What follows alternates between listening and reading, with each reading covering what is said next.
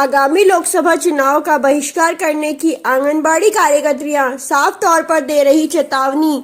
खबर लक्सर से है, जहां पिछले 23 दिनों से आंगनबाड़ी कार्यकर्त्रियां लगातार धरने पर बैठी हुई हैं और सरकार के कानों में अभी तक आवाज नहीं पहुंच पा रही है। लक्सर में लगभग 700 आंगनबाड़ी कर्मचारी कार्यरत हैं। सभी ने एक राय होकर कार्य बहिष्कार किया हुआ है। सभी आंगनबाड़ी कार्यकर्त्रियां बाल विकास परियोजना कार्यालय के सामने धरने पर बैठी हुई हैं। इन लोगों का कहना है कि पिछले 23 दिनों से हमारे बीच कोई, चाहे इस क्षेत्रीय विधायक, सांसद, कोई नहीं आया है, न ही किसी ने हमारी समस्याएं सुनी है। आपको बता दें कि आंगनबाड़ी कार्यकर्त्रियों ने साफ शब्दों में चेतावनी देते हुए कहा है कि हमारे वेतन वृद्धि नहीं की जाती है और हमारी समस्याओं का निदान नहीं किया जाता है, तो हम आगामी लोकसभा चुनाव में नोटा का बटन दबाकर चुनाव का बहिष्कार करेंगे। हम नोटा का बटन दबाकर अपना मताधिकार का उपयोग भी नहीं करेंगे और किसी प्रकार का गठन भी नहीं करेंगे।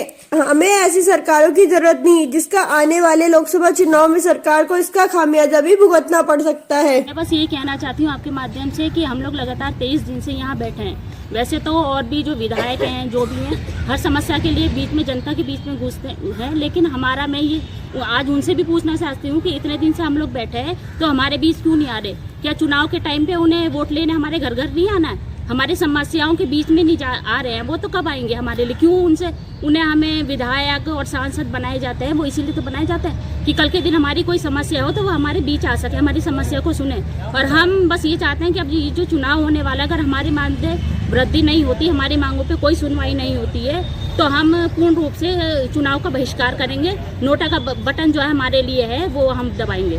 ब्लॉक अध्यक्ष लक्सर से आज हमारा जो है धरने का 23वां दिन है, लेकिन सरकार हमारी सुध ही नहीं ले रही है।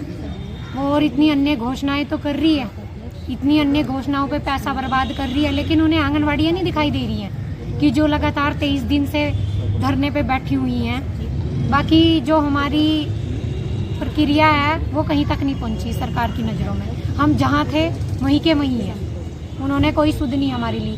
रही बात एक जो उन्होंने मिनी का किया है, वो तो पिछले साल ही हो गया था।